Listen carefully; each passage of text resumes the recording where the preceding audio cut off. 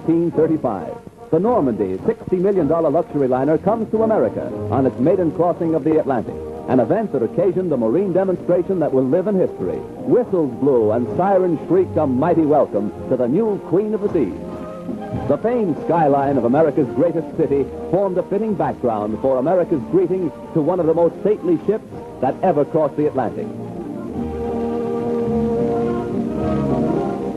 6 years later, shortly after the United States entered the war, the Normandie was seized and placed under naval guard. Hundreds of civilian workers were put aboard the Normandie, renamed the USS Lafayette, to strip the vessel of its costly furnishings and to prepare it for war duty as a United States transport. February 9, 1942, the Normandie afire, a fatal tragedy to the big luxury liner and to America. As the flames rapidly spread to devastating fury, workers madly scrambled to safety, while fireboats and fire engines poured tons of water into the stricken vessel. All fire doors, vertical and horizontal, were closed to protect the ship's vitals from the flames, but this was all in vain. Dense clouds of thick, acrid smoke billowed far out over Manhattan, casting a pall over Midtown and downtown New York.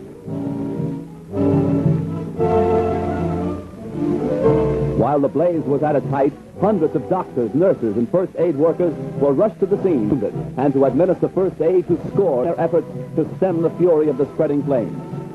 Millions stood in awe when the Normandie first reached America on its triumphant maiden voyage. Again, millions lined the New York and New Jersey shores to sadly observe the passing of the doomed and ill-fated ship. Rear Admiral Adolphus Andrews, Commandant of the 3rd Naval District, ordered all hands ashore to save the lives of those who were heroically battling to keep the huge liner upright. Hour after hour, tons of water were pumped into the Normandie, causing a bad lift to port, as strong hawsers snapped and tugs strove to push the giant vessel close to the wharf.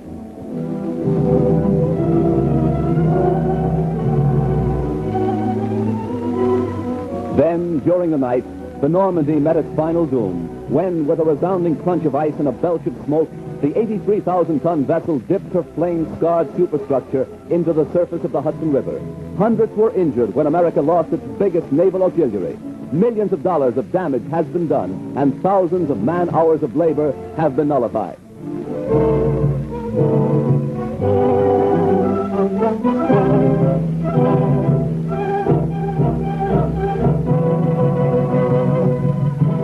Accident or sabotage, the world may never know. But the fate of the luxury liner Normandie, rechristened the USS Lafayette, is one of the major catastrophes of our day.